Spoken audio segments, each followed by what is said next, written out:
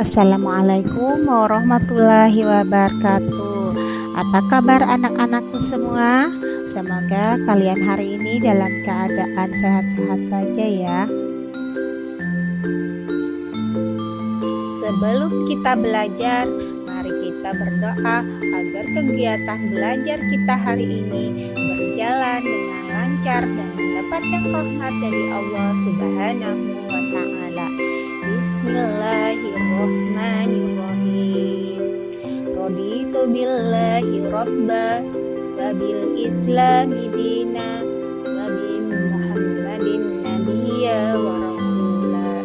Rabbi zidni ilma warzuqni fahma. Amin. Anak-anak, apa yang kalian ketahui tentang wali Allah?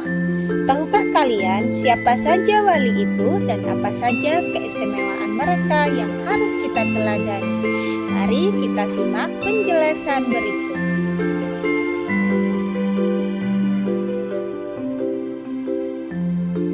Hari ini kita akan mempelajari tentang Wali Songo. Dan apa saja kisah teladan Wali Songo? Kompetensi dasar kita pada hari ini yaitu memahami kisah teladan Wali Songo. Nah, apa saja tujuan pembelajarannya? Yaitu 1. Peserta didik mampu memahami kisah teladan Wali Songo. Yang kedua, peserta didik mampu menceritakan kisah teladan Wali Songo.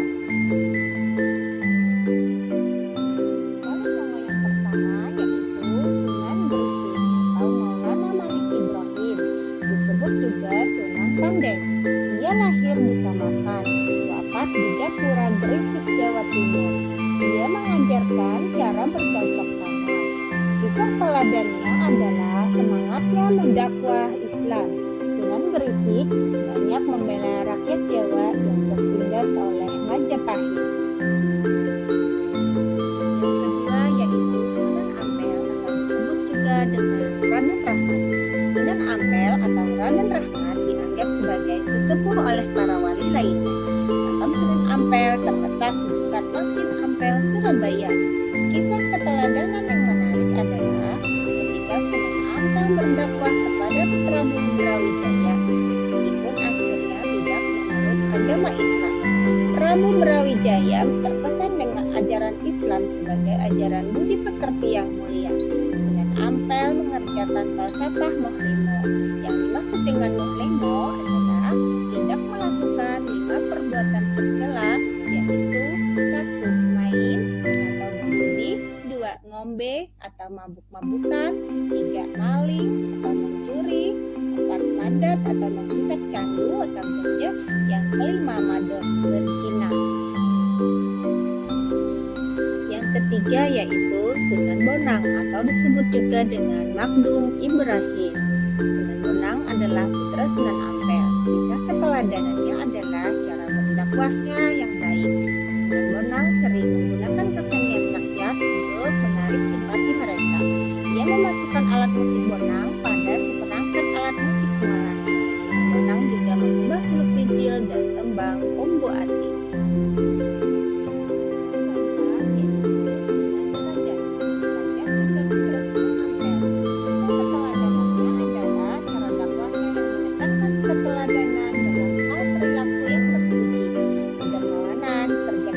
Dan peningkatan kemakmuran masyarakat sebagai pengamalan agama Islam. Sunan Derajat berdakwah melalui kesenian.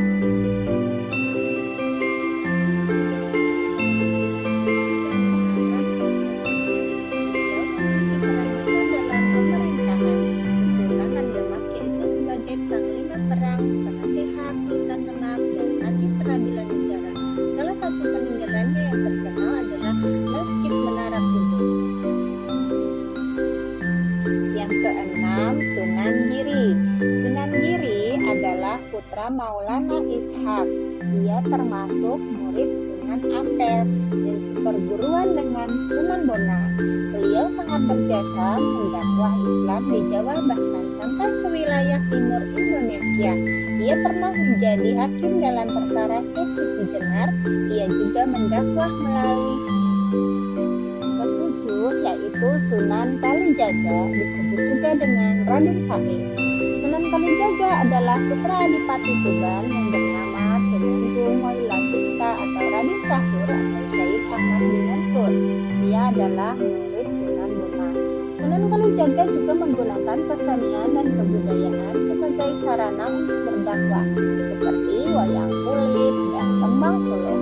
Tembang suluk ilir-ilir dan gundul-gundul pantul juga dianggap sebagai hasil karyanya. Kedelapan yaitu Sunan Muria. Nama beliau adalah Raden Umar Said. Beliau adalah putra Sunan Kalijaga. Tempat tinggalnya di Gunung Muria yang letaknya di sebelah utara kota Kudus, Jawa Tengah. Sunan Muria berdakwah dengan cara lembut. Kesenian, gamelan, dan wayang juga tetap digunakannya sebagai alat berdakwah.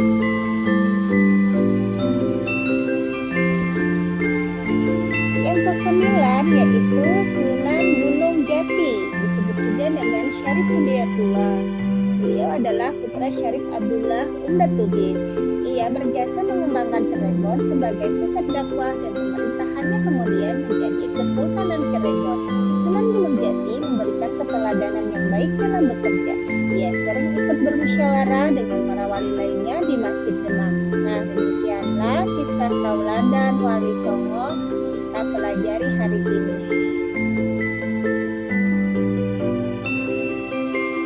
Nah, anak-anak, setelah kita menyimak materi tadi, maka ada kegiatan yang insya Allah kamu bisa melaksanakannya. Ayo, sebutkan falsafah Moh, Limoh, dan Ampel. Ayo ceritakan kisah teladan Sunan Derajat. Ayo ceritakan kisah teladan Sunan Bonang. Terima kasih ya. Selamat mengerjakan. Assalamualaikum warahmatullahi wabarakatuh.